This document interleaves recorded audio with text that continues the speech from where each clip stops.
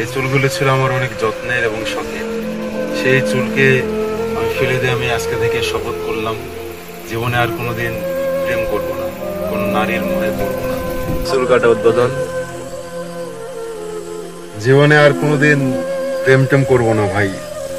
আমি সজ্ঞানে নিজের ইচ্ছাতে আমি আজকে আমার মাথার চুল নাড়ু করতেছি।